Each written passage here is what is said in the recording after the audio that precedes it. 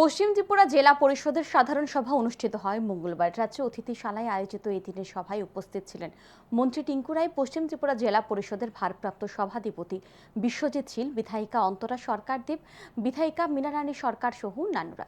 মন্ত্রী টিঙ্কু রায় প্রতি বছর এই ধরনের সভা অনুষ্ঠিত হয়ে থাকে। এই সভার মূল উদ্দেশ্য হচ্ছে যে সকল সিদ্ধান্ত গ্রহণ করা হয়েছে সেগুলি কতটা বাস্তবায়িত হয়েছে তা খতিয়ে দেখা। সমাজ কল্যাণ ও সমাজ শিক্ষা দপ্তরের কাজগুলি পঞ্চায়েত সমিতি, জেলা পরিষদের মাধ্যমে সাধারণ মানুষের কাছে পৌঁছে দেওয়া। শ্রম দপ্তরেরও অনেকগুলি কাজ রয়েছে, সেই কাজের বিষয়েও খোঁজ খবর নেওয়া হয়েছে এই দিন।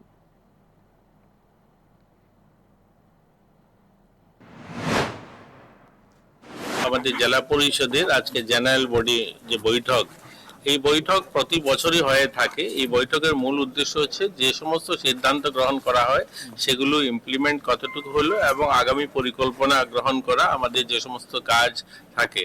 তো বিশেষত আমার আসার উদ্দেশ্য হলো আমাদের সোশ্যাল ওয়েলফেয়ার দপ্তর প্রত্যেকটা মানুষের সঙ্গে জন্ম থেকে মৃত্যু অবধি সম্পর্কিত এবং আমাদের দপ্তরের কাজগুলো জেলা পরিষদের মাধ্যমে, সমিতির মাধ্যমে বা পঞ্চায়েতের মাধ্যমে সাধারণ মানুষ পর্যন্ত পৌঁছানোর জন্য যেন আরো বেশি প্রচার ঘটে, তার জন্য আমার উপস্থিতি।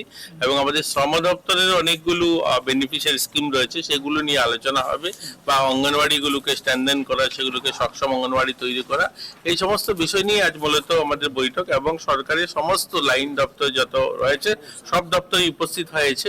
তো আগামী দিন যেন আরো ভালো পরিষেবা দেওয়া যেতে পারে মানুষকে, তার জন্যই আজকের এই বৈঠক।